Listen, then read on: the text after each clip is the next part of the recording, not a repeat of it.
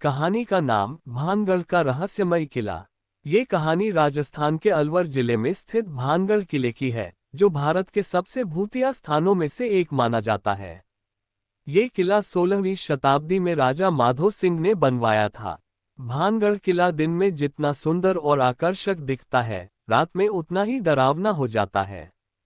स्थानीय लोगों का मानना है कि किले में भूत प्रेतों का वास है और सूरज ढलने के बाद वहां जाना जानलेवा हो सकता है। कहानी की शुरुआत उस समय से होती है जब राजा माधो सिंह का राज्य भानगढ़ अपने शिखर पर था।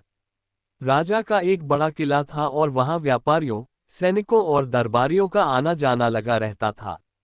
लेकिन इस शांत और खुशहाल राज्य में एक ऐसा रहस्य छुपा था जिसे कम ही लोग जानते थे। किले के पास एक पहाड़ी पर एक तांत्रिक सिंधु सेवड़ा रहता था। वह काले जादू में माहिर था और लोगों के मन को वश में कर सकता था। तांत्रिक को एक दिन भानगढ़ की राजकुमारी रत्नावती से प्यार हो गया।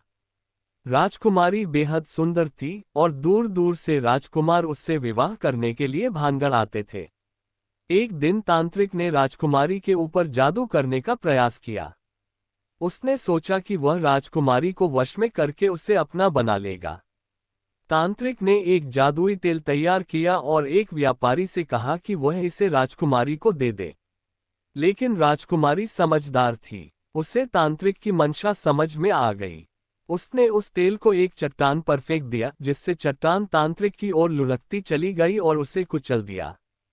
मरते समय तांत्रिक ने भानगढ़ और वहां के सभी निवासियों को श्राप दिया कि वे जल्द ही विनाश का सामना करेंगे। उसने कहा कि भानगढ़ का किला और उसकी सारी खुशियां बर्बाद हो जाएंगी और यह स्थान हमेशा के लिए भूत प्रेतों का अड्डा बन जाएगा। तांत्रिक की मृत्यु के कुछ समय बाद ही भानगढ़ पर दुश्मन सेना ने हमला कर दिया।